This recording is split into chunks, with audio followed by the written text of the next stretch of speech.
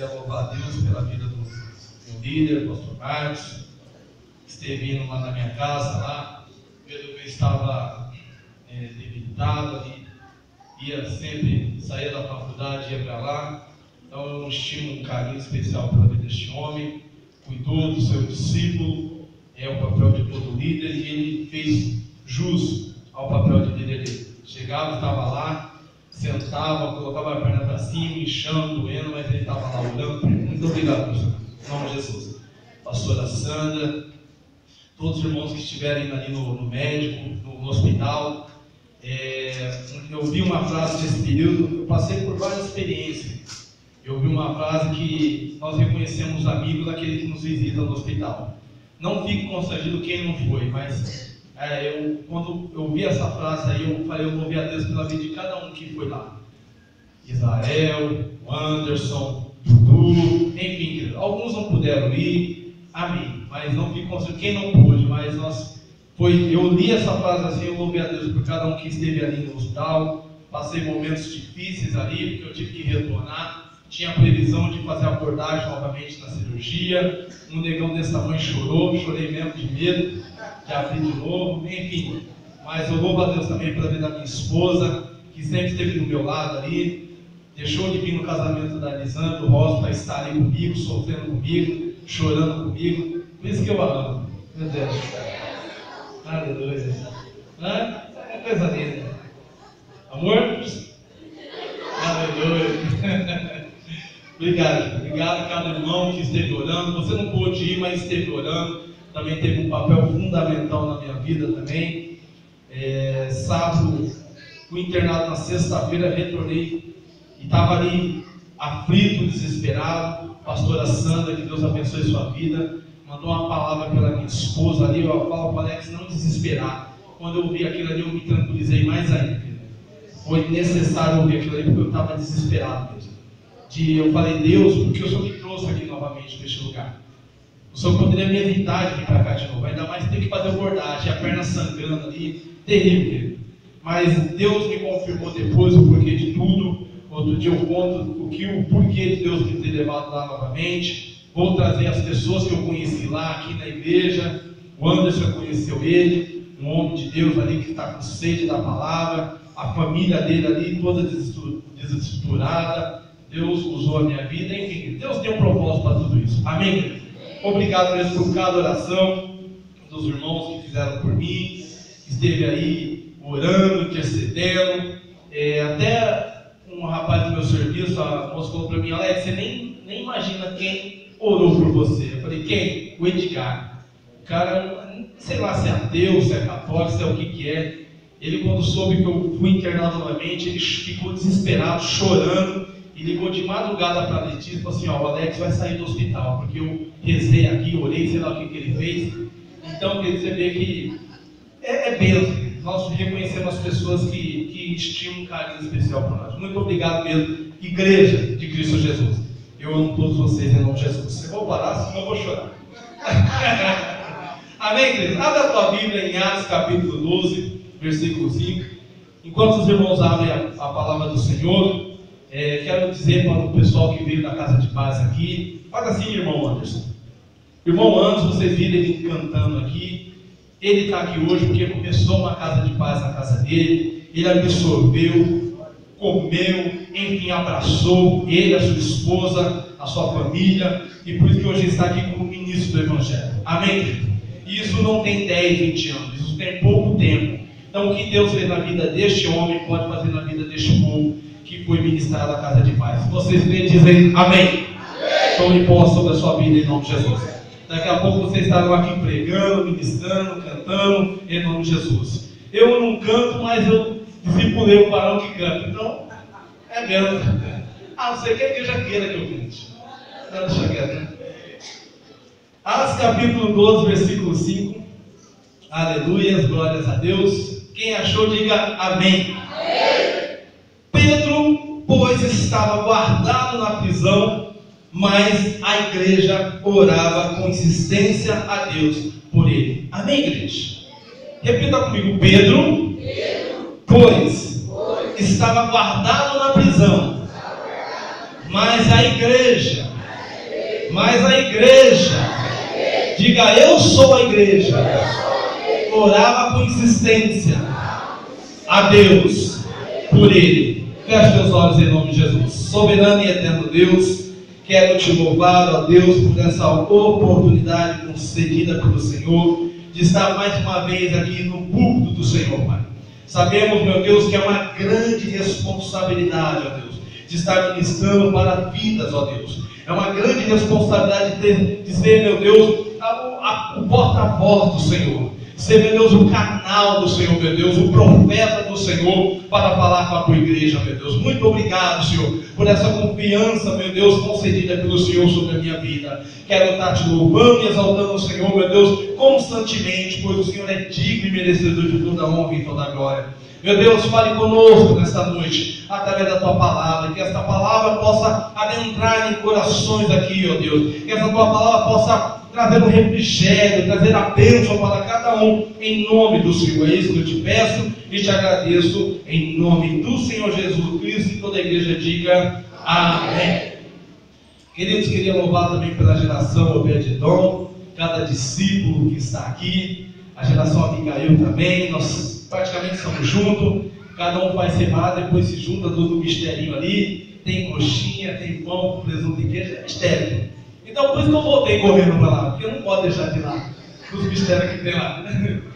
Então, que Deus abençoe cada discípulo, irmão Nelson, quando pode, quando recebe folga do serviço dele lá, corre para chegar a tempo de estar sendo ministrado ali também. Mateus, Joe, o Adriano não está podendo ir porque ele está trabalhando à noite, mas Deus está trabalhando para poder que ele também possa ser ministrado. Está o Robertson ali, em nome de Jesus. Falei, Robertson, quero ver você aqui amanhã. Aí a cara assim, está mandando agora, você é meu discípulo, tem que estar aqui amanhã. Está aí, que Deus abençoe em nome de Jesus. E cada um, que Deus possa cada dia tratar mais em nossa vida, em nome do Senhor. Amém, queridos? Aleluia. Glórias a Deus. Queridos, nós acabamos de ler um texto que se encontra no livro de Atos dos Apóstolos. É chamado Atos dos Apóstolos, mas poderia ser chamado de Atos do Espírito Santo de Deus. Porque depois dos 4 evangelhos escritos pelos evangelistas, após João vem o livro de Atos. E ali praticamente é descrito a ação do Espírito Santo na vida dos apóstolos. Nós vimos ali como aqueles 12 homens, falo 12 porque depois foi colocado um no lugar de Judas, o nome de Matias ou Matatias, foi colocado um ali, porque ele acompanhou, esteve com Jesus toda a sua caminhada, então foi colocado para ali ser sorteado entre um e outro, ele foi escolhido. Então foi colocado novamente os 12, o colégio apostólico. E nós vimos que neste livro de Atos dos Apóstolos, nós vimos a grande ação do Espírito Santo de Deus na vida daqueles homens. E Espírito Santo concedido pelo Senhor, avisado pelo próprio rei, pelo próprio mestre Jesus, quando estava ensinando os seus discípulos que do alto seriam revestidos do poder, que desceria sobre eles uma unção sobrenatural, e eles só estavam aguardando este momento. Depois de simplesmente Jesus ter morrido e ressuscitado, como foi entoado aqui nessa noite, ele ressuscitou, e algo tremendo e maravilhoso. Se você for no túmulo de Barata Grande, ele jaz aqui em Barata Grande. Se você for no jazido de Buda, está lá, aqui jaz Buda, aqui jaz qualquer um desses que atribui uma deidade para esse. Mas quando você vai em Jerusalém ou em Jerusalém, se encontra lá o túmulo de Jesus e está escrito lá, ele esteve aqui, mas ele ressuscitou. Amém, querido? Aleluia. Então o meu e o teu Senhor não está morto, ele ressuscitou. Ele está sentado à destra de Deus Todo-Poderoso, olhando para mim e olhando para você nessa noite. E a promessa que ele fez na vida desses discípulos de apóstolos também pode fazer na minha e na tua vida. Você ser cheio do Espírito Santo. Quem crê nisso, pode aplaudir o Senhor Jesus nessa noite. Aleluia! Glórias a Deus! Porque quando nós recebemos a unção de Deus sobre a nossa vida, querido, é isso que nos faz caminhar, marchar em direção ao alvo. O nosso alvo é a nossa salvação. Aleluia! Glórias a Deus! E nós vimos aqui Pedro dizendo um texto que fala sobre Pedro.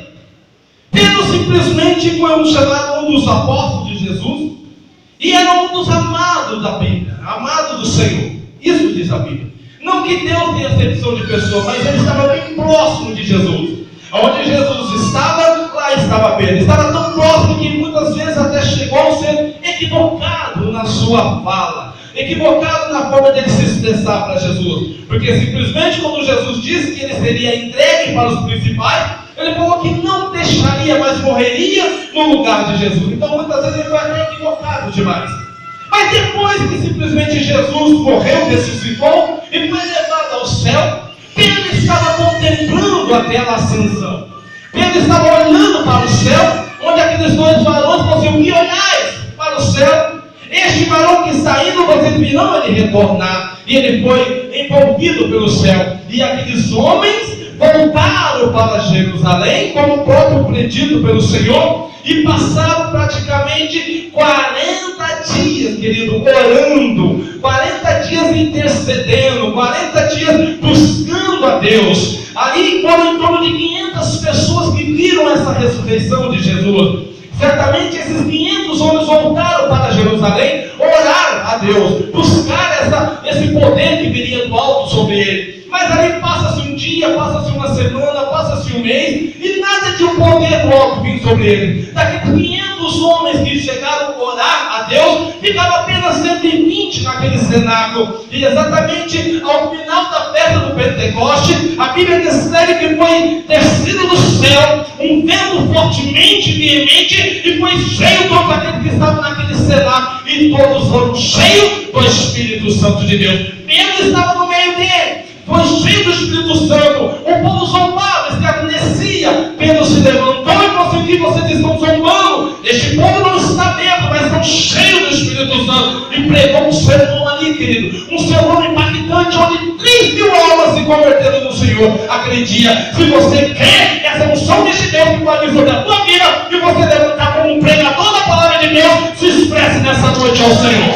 Aleluia, glórias a Deus. Eu entendo que essa mesma unção que foi sobre a vida de Pedro pode vir sobre a minha vida e sobre a tua vida também. E nós levantamos como um pregador da palavra do Senhor.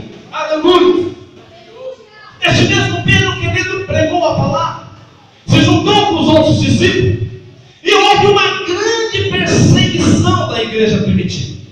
A primeira perseguição que está descrito em Atos capítulo 4, onde Pedro e João foram para o templo orar, e chegando na porta do templo tinha um coxo ali de nascença. Todos os dias os seus amigos levavam ele e colocavam ele na porta do templo, para que ele pudesse fazer o quê? Pedir esmola para as pessoas que iam para o templo. Mas um dia ele se deparou com dois grandes homens de Deus. Quem é homem de Deus aqui? Diga amém. Aleluia. Se deparou com dois grandes homens de Deus e gritaram para o olho daquele homem, falou assim: eu não tenho ouro e não tenho prata, mas o que eu tenho eu te dou. Levanta em nome do Senhor Jesus. Amém, querido? Aquele homem que estava ali desde nascença, coxo, com problema nas suas pernas, se levantou, entrou no templo, pulando, saltitando e louvando a Deus, porque o milagre alcançou a vida daquele homem. Pedro e João fez um pão, fez uma caridade, fez uma bondade para aquele povo, para aquele homem. Mas aí, os principais perseguiram ele, ficaram com inveja dele e prenderam Pedro e João. Então foi a primeira perseguição da igreja. Não obstante a isso, teve a segunda perseguição da igreja. A segunda perseguição da igreja está descrito em Atos capítulo 5, onde esse mesmo Pedro e João, cheio de ousadia, cheio de poder, de unção do Senhor, ensinava a palavra do Senhor para toda a Jerusalém ali. E aí os principais, mais uma vez, ficaram com inveja deles e prenderam aqueles homens de novo, açoitaram e falaram para eles não falar mais o nome deste homem, o nome deste Jesus. Ele falou assim: olhe para mim, acaso eu vou obedecer a homens ou obedecer a Deus? E a Bíblia diz que eles foram açoitados, despedidos dali, mas eles continuaram pregando a palavra do Senhor. Por quê, querido? Porque a unção de Deus estava sobre a vida deles. Amém, querido? Isso foi a segunda perseguição. Veio a terceira perseguição da igreja primitiva. A terceira perseguição da igreja primitiva, os gregos, os helenistas, começaram a ficar com inveja do que estava acontecendo em Jerusalém. Nessa época, Roma governava tudo ali. Mas Alexandre o Grande, que predominava, ele colocou uma religião chamada helenismo, onde ele, em parte, tentava ecumenizar, ou seja, colocasse todas as só patamar, um só nível, não tinha distinção alguma. E aqueles gregos helenistas ficaram com inveja dos apóstolos, dos discípulos de Jesus, e falaram assim: vocês estão pregando a palavra, mas estão deixando os órfãos, os viúvas e os peregrinos. Eles falaram assim: está certo disso, então vamos levantar. Escolheram dentro daqueles discípulos de Jesus 7 homens, cheios do Espírito Santo. E dentro desses 7 homens tinha um que se destacava. O nome dele era Estevão.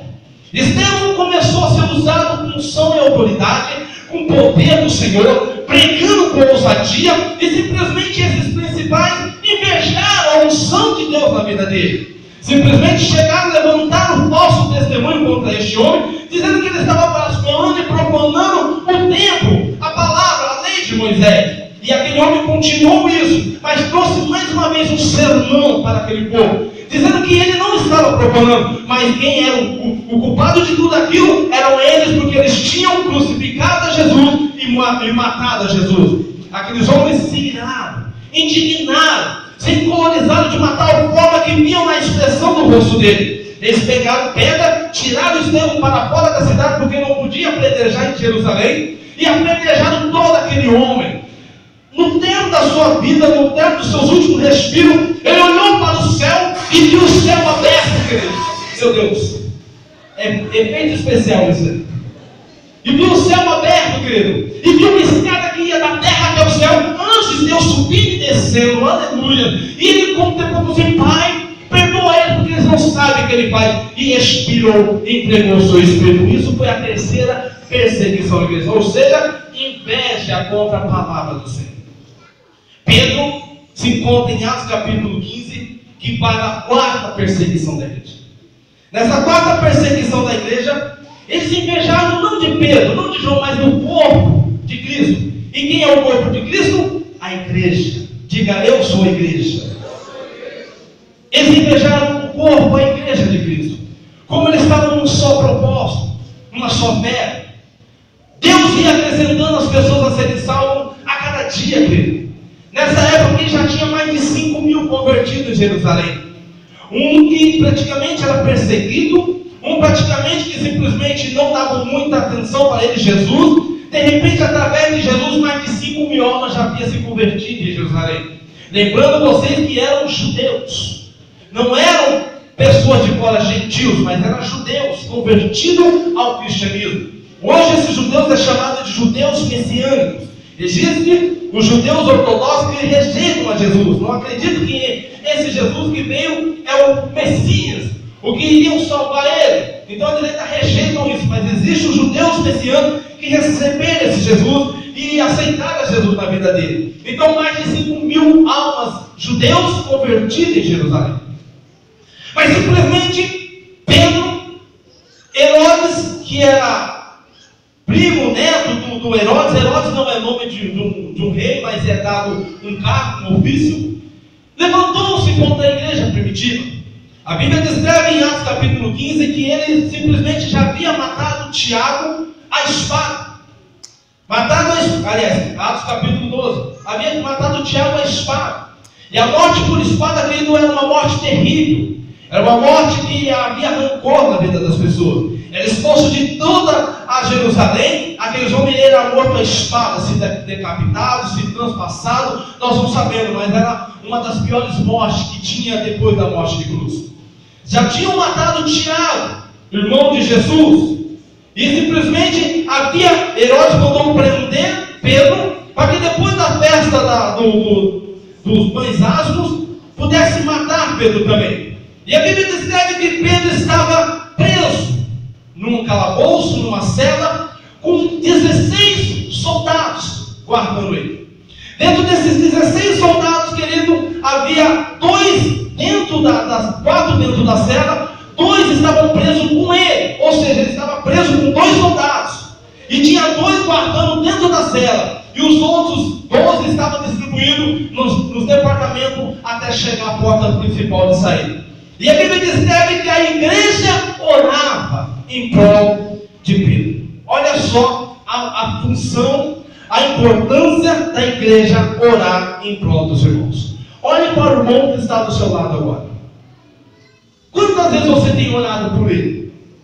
Quantas vezes você tem lembrado dele nas suas orações? Quantas vezes você tem sentido a dor dele? Você vê ele bonitinho é um veio bem vestido, é isso mesmo?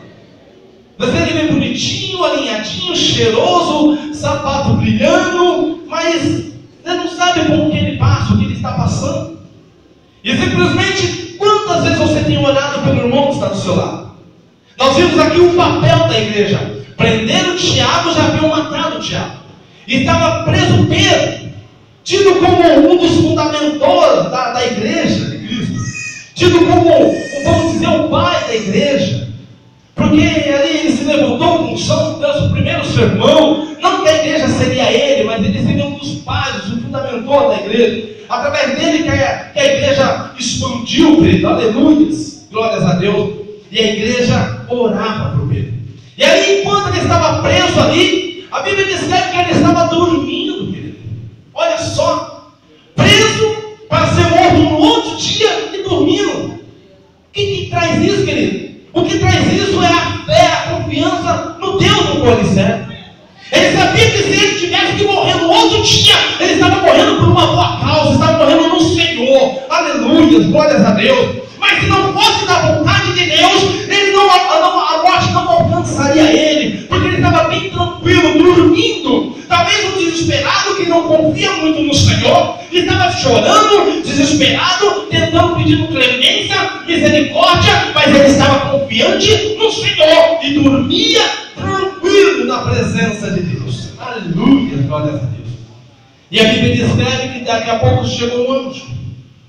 Ao momento da aparição do anjo, as algemas que prendiam Pedro com os soldados se soltaram. Após ele falou para Pedro: cinge-se. Ou seja, nota-se que Pedro estava pelado.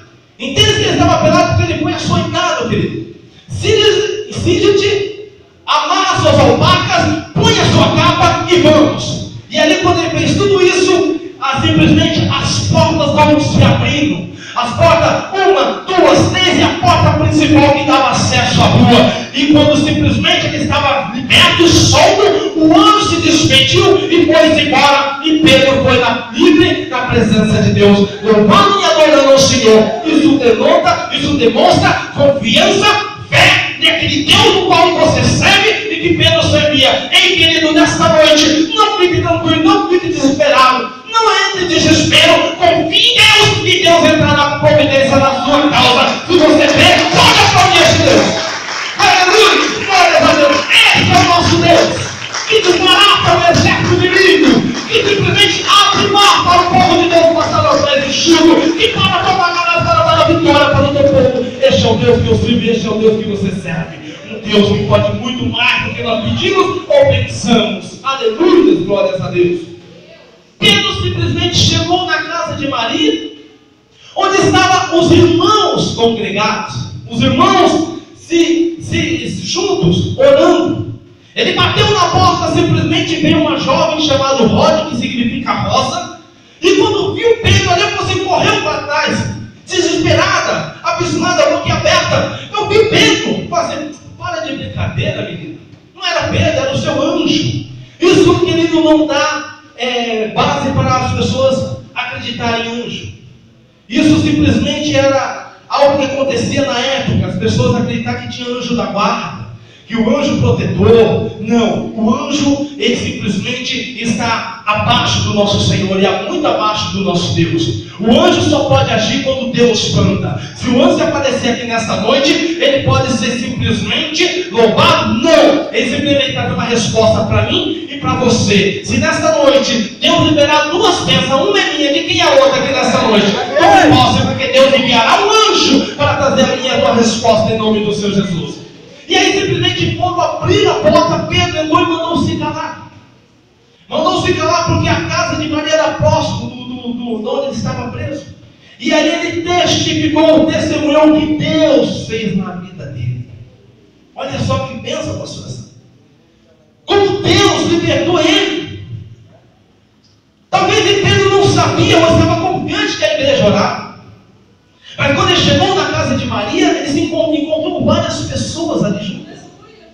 E talvez muitos fossem: Pedro, desde quando você foi preso, nós nos colocamos em oração a Deus, pedindo que Deus pudesse entrar com providência na sua vida, pedindo que Deus pudesse libertá-lo. Então praticamente Deus ouviu a nossa oração e te libertou. Ele verdadeiramente te libertou mesmo. Mas eu quero contar muito mais como foi. O anjo apareceu, as algemas se abriram, portas de ferro se abriram. Simplesmente eu saí por aquela porta, nenhum soldado me viu, ninguém me viu. Não sei como Deus fez isso, mas Deus fez. Muito obrigado, meus irmãos. Muito obrigado, cristãos. Muito obrigado, homens e mulheres de Deus, porque vocês oraram e Deus ouviu a oração de vocês.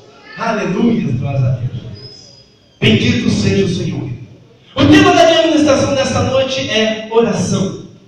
O subtema da minha mensagem é Pai Nosso que estais no céu. Amém, querido?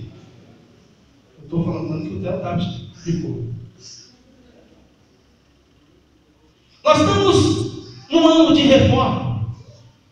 A minha tema não tem reforma, mas você, de repente, através dessa administração, você pode reformar a sua conduta de oração. Você pode reformar o seu contato com o Pai. Você pode reformar a sua conversa com o Todo-Poderoso. Nós temos um encontro com Deus, inclusive Casa de Paz, aí vai ter um encontro com Deus em novembro. Todos os dias nós vamos ter um encontro com Deus em novembro. Já comece a guardar o seu lugar, porque esse vai ser forte em nome de Jesus. Aleluias. E no encontro com Deus nós temos uma ministração que faz oração como estilo de vida. Ou seja, tem que fazer parte da nossa vida a oração. Nós falamos com todo mundo. Quando eu chego no emprego, eu falo bom dia, bom dia, bom dia, bom dia, e começa a conversa para lá, conversa para cá. Se não se contenta com a conversa presencial, tem a conversa cibernética hoje, que é o WhatsApp.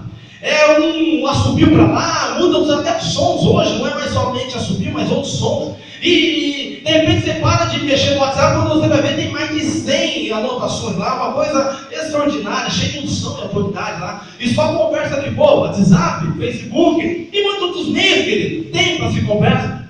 Então, se nós temos essa conversa com um que não pode fazer nada por nós, muito mais devemos ter essa conversa com aquele que pode fazer o impossível se tornar possível na nossa vida. E somente quem pode fazer isso é o meu e o teu Deus. Amém, queridos? Aleluia. Nessa noite, querido, eu quero falar sobre 5 pontos a respeito da oração. Diga comigo, 5 pontos a respeito da oração. Primeiro ponto, querido. A oração tem que ser intensa e não casual. Você não pode orar por orar. Ah, eu vou orar, mas nem sei se vai dar. É uma oração casual. Conta-se uma ilustração que uma senhora abria-se a janela e uma montanha tirava-se o sol da janela dela. O sol da manhã, que o sol gostoso. E ela simplesmente lia a palavra do Senhor e disse na palavra do Senhor: se dizer a este monte que sai daqui e vai para o colar, isso acontecerá se você tiver fé como o tamanho do grão de uma mostarda. E aquela mulher simplesmente orou. Chegou: Senhor, eu oro para que o Senhor tire esta montanha e vai para colar, em nome de Jesus. Aí no outro dia ela abriu assim e viu a montanha lá. Sabe o que ela falou? Eu sabia que não ia acontecer. Ou seja, ela fez uma oração casual. Ela falou da boca para fora, mas o seu coração já cria que aquela montanha não sairia dela. Mas se conta outra ilustração, que um homem nessa mesma condição tinha uma montanha que impedia o sol de bater na sua casa. E ele orou com fé, determinando que aquela montanha saísse dali e fosse para colar. E simplesmente, ao tanto da sua oração, no dia seguinte, começou a chegar máquina naquele lugar, e aquela que era uma montanha que impedia simplesmente foi desfeita através das máquinas que chegaram, porque iriam fazer um condomínio fechado naquele local. Amém, queridos? Quando nós oramos, tem que ser intensa e não casual. Você tem que orar com fé, crendo que Deus fará o milagre. Eu vejo Elias quando fez uma oração não casual, mas intensa. A Bíblia descreve que Elias falaram que não choveria sobre a terra durante 3 anos e meio. E foi isso que aconteceu. Ao término desses 3 anos e meio, o próprio Deus falou assim: vai e se apresente a Acabe. Elias foi e se apresentou a Acabe. Encontrou o mordomo de Acabe e falou assim: mande chamar Acabe. Aquele homem falou: mas quer me matar? Eu sou temente a Deus, meu Senhor. Se eu dizer a você que e vou atrás do meu senhor, do rei Acabe, e quando eu chegar aqui, Deus pode te levar para outro lugar e ele me matará. Porque não houve nação, não houve povos onde te procurou. Querido, Acabe procurou Elias durante 3 anos e meio, de uma forma intensa. Entrava no meio do povoado e assim: Acabe está aí? Não está, então jure que ele não está, porque se ele estiver, eu venho e destruo aqui. E ele jurava ele ir embora para outra nação. Durante 3 anos e meio, Acabe procurou Elias. Mas ao término desses 3 anos e meio, Elias se apresentou a Acabe. E aí tiveram uma conversa não muito amistosa, mas Acabe falou assim: ó, vamos nos juntar no Monte Carmelo. E no Monte Carmelo pode pegar os 450 profetas de Baal e os 400 de Acera, que comem a mesa de Jezabel. Vamos juntar no Monte Carmelo ali e vamos ver quem é Deus. E a Bíblia descreve em 1 Reis capítulo 18, olha o que diz a oração de Elias. Depois de tudo se juntar com todos aqueles 850 profetas ali, eles apresentaram o seu sacrifício ao Deus dele, e nada de resposta. Ele falou assim: para com tudo isso. Aí chegou a hora de Elias. Olha só a oração de um homem de Deus. Ó Senhor, Deus de Abraão, de Isaac e de Israel, manifesta-se hoje que tu és Deus de Israel, e que eu sou teu servo, que conforme a tua palavra fiz todas essas coisas. Responde-me, Senhor, responde-me, para que este povo conheça que tu, Senhor, és Deus, e que tu quiseste tornar o seu coração para trás. Versículo 38. Então caiu fogo do céu. Amém, querido?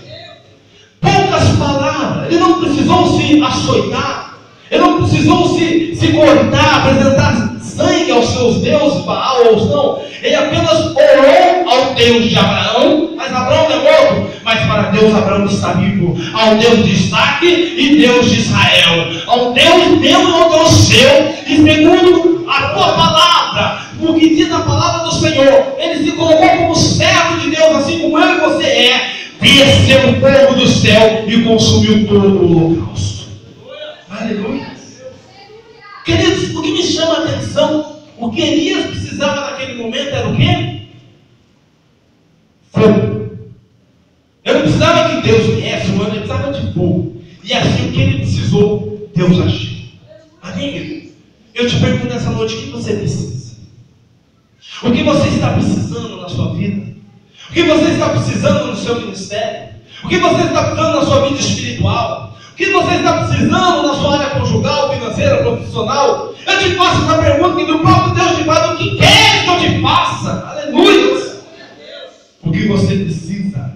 Ore, coloque diante de Deus com uma oração intensa, não casual. Creia, pedi e dá-se-vos-á. Amém, querido? E você verá o milagre de Deus acontecendo na sua vida. Se você crer, pode se manifestar diante de Deus essa noite. Aleluia! Glória a Deus! Querido, em 1 Crônicas, capítulo 4, versículo 10, eu vejo também uma oração intensa e não casual. A Bíblia descreve que Jabes invocou o Deus de Israel. Ou seja, orou ao Deus de Israel. A Bíblia diz que, olha, 1 Crônicas, capítulo 4, versículo 10, assim: Jabes invocou ao Deus de Israel, dizendo: se me abençoares muitíssimo. Eu te pergunto, quem quer bênção nessa noite? Olha só, se me abençoares muitíssimo, e os meus termos se amplificares, ou seja, aumentares. Quem está precisando que os seus termos se aumentem? Não para por aí. A tua mão for comigo, e me fizeres, e a tua mão for comigo, e fizeres que do mal não seja aflito. Ou seja, 4 pedidos a Deus: que os termos dele sejam ampliados, que Deus pudesse ampliar, que a mão de Deus fosse com ele e que livrasse ele de todo o mal. E a Bíblia descreve: e Deus lhe concedeu o que tinha pedido. Talvez o pedido de Jabes seja igual ao meu e o seu. Eu estou precisando que Deus me abençoe muitíssimo.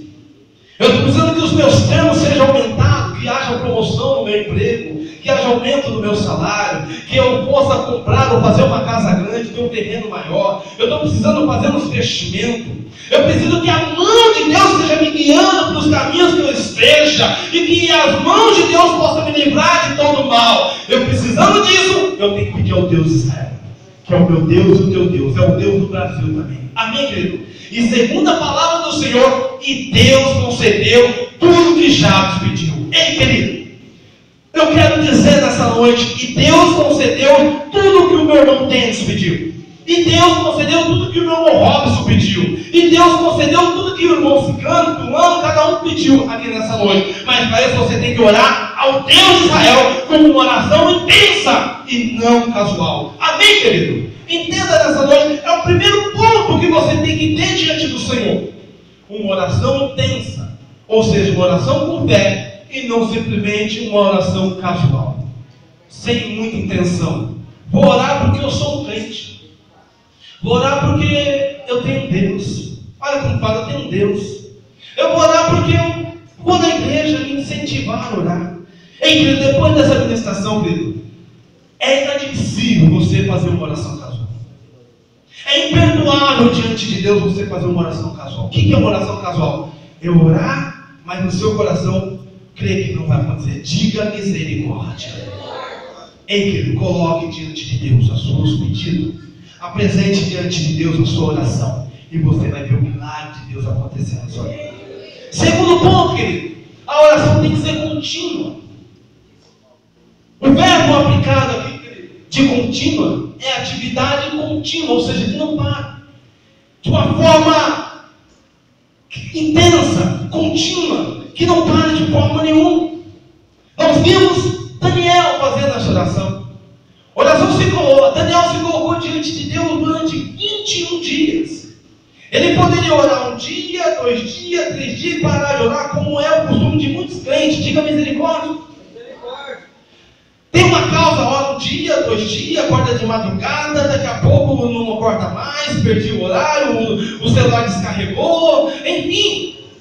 Nós tivemos uma oração aqui, nós vimos aqui às 6 horas da manhã. A glória de Deus eu vim todos os dias, querido. Porque eu coloquei um desafio com Deus, assim, eu vou. Falei, pastor, sábado, domingo eu vou estar lá. E era difícil vir lá do Paulicéia para cá, mas eu fiz um voto com Deus.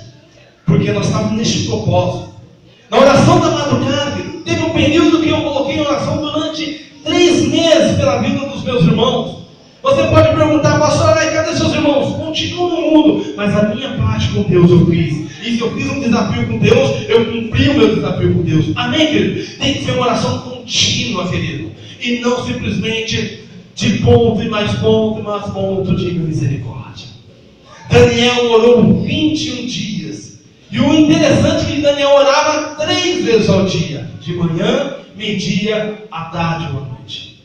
Durante 21 dias, Daniel não cessou os seus pés de orar a Deus. Com um propósito único. Ele queria que Deus revelasse os mistérios para ele. E simplesmente quando o anjo Gabriel se apresentou diante de Daniel, ele falou assim, Daniel, desde o primeiro dia que você começou a orar, Deus já liberou a resposta. Quem está me ouvindo, diga amém. Desde o primeiro dia que você se colocou em oração, o Deus já liberou a resposta. Mas o príncipe da Pérsia me impedia de trazer a resposta para você. Ei, querido, quanto tempo está demorando a sua bênção? Talvez não seja o príncipe da Pérsia que esteja impedindo dessa resposta sobre a tua vida. Aconteceu com Daniel, que nos difere de Daniel. Se o reino espiritual é o mesmo para mim e para Daniel, para você e Daniel. 21 dias orando. Mas Gabriel precisava levar a resposta para Daniel. E clamou e pediu para que o anjo Miguel viesse ajudar-se. Enquanto Miguel ficou ali pelejando com o príncipe da Pérsia, ele veio e trouxe a resposta para Daniel. 21 dias. Talvez você esteja esperando 1 ano, 2 anos. Abraão esperou 25 anos. E continuou crendo, confiante. A Bíblia diz que ele creu contra a esperança, e foi imputado como justiça na vida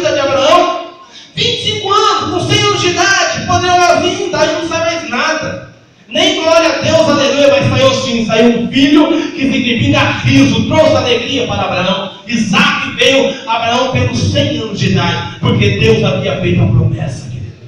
Aleluia. Se Deus fez a promessa para você, se Deus fez a promessa para você, querido, continue orando, continue crendo, uma oração contínua. Não pare, não pare, não pare, e certamente a resposta chegará sobre a tua vida. Se você crê nisso, se expresse diante de Deus. Isso será a resposta, a confirmação que Deus é na sua vida, querido. Aleluia, glórias a Deus. Terceiro ponto, querido, a sua oração tem que ser a Deus. Quando o irmão que está do seu lado aí fala assim, a tua oração, meu irmão, tem que ser a Deus. Tem que ter um contato genuíno com Deus, querido. Muitas vezes a pessoa ora, mas como o pastor da Moreira já aconteceu, orou para o pepino, para o abacaxi, para a melancia. Mas é um fato, depois ele pergunta para ele, mas ele estava orando a Deus, né? Desde que Deus seja pepino, abacaxi, plantinho. Mas a sua oração tem que ser a Deus. Você tem que centralizar a tua oração a Deus. Muitas vezes a pessoa, querido, não ora, mas no seu coração não está direcionando a sua oração a Deus. Está jogando ao enso, está jogando ao caso. Isso expressa pela sua forma de se expressar diante de Deus. Um dia eu estava ali no Monte da Piré, e em vez simplesmente colocou-se um homem do meu lado. Ele chegou assim, ó Deus. Querido, mas foi um ó Deus tão sincero, querido, que eu senti no meu coração. Esse aqui não estava orando para mim, estava orando a Deus, mas a forma que ele se colocou diante de Deus, ele falou assim, ó Deus. Querido, eu louvei a Deus, a sinceridade daquele ó Deus, daquele homem. Ele se prostrou e falou assim, ó Deus. Querido, foi algo tremendo. Foi algo genuíno. Quando a sua oração é para Deus, ela tem que ser genuína, ou seja, verdadeira, sincera, de uma forma confiante. Tem que crer que aquele Deus que está sentado no trono, aleluia, está ouvindo a tua oração.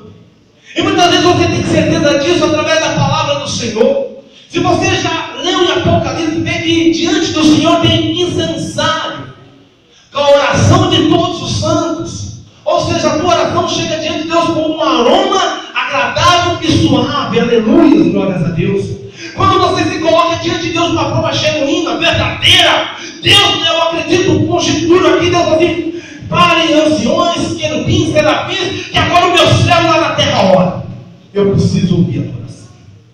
Eu preciso ouvir o teu pedido. Aleluia. E o próprio Deus, através da tua palavra, expressa isso, que quem diz que já não te chama mais de servo, mas te chama de quê? De amigo. E ele vai um pouco mais além, já não quer mais chamar de amigo, mas quer chamar de filho, porque todos aqueles que creram e receberam o nome do Senhor, ele deu o poder de ser chamado filhos de Deus. Aleluia. Hoje eu encontrei o pastor Maurício e falou assim, não, nem precisa pedir para marcar horário, não precisa nada, já entra direto na minha sala. Eu falei, meu Deus, vai ser assim, será? Eu preparando a mensagem, eu lembrei dessa agora à tarde, assim, imagine um filho chegar, pai, posso falar com você? Claro, filho, pode entrar, não precisa nem pedir. Está entendendo, querido? É esse relacionamento que Deus quer ter com você. É o meu filho que está orando agora. Que pai, querido, que mãe, que pais, não para tudo para dar atenção para o seu filho. Quando ele lhe pede, ainda mais ele chega chorando, ainda mais ele chega de uma forma com lamentações, com petições. Eu me lembro da minha mãe que quando nós morávamos na chácara, tinha uma situação financeira muito precária. E ela ia trabalhar de empregada doméstica e ali as patroas dela falavam assim, vem almoçar com a gente. Eu falei assim, não, eu almoço depois.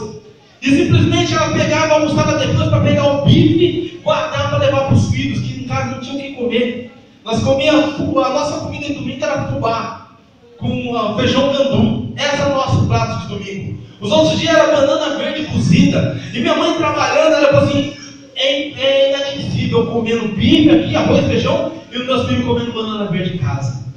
Isso é o trato, o cuidado, o zelo de um pai para um filho. Deus quer ter esse relacionamento com você nessa noite. Quando você parar para orar, ele sabe que é o filho que está falando com ele. Não é um filho bastardo.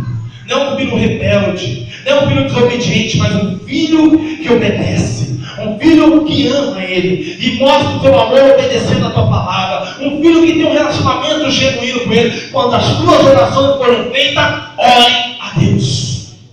Fale com Deus. Se coloque diante de Deus. Aleluia. João 14,6 diz assim: respondeu-lhe Jesus: eu sou o caminho, a verdade e a vida. Ninguém vai ao Pai senão por mim. Ou seja, a tua oração tem que ser através de Jesus a Deus.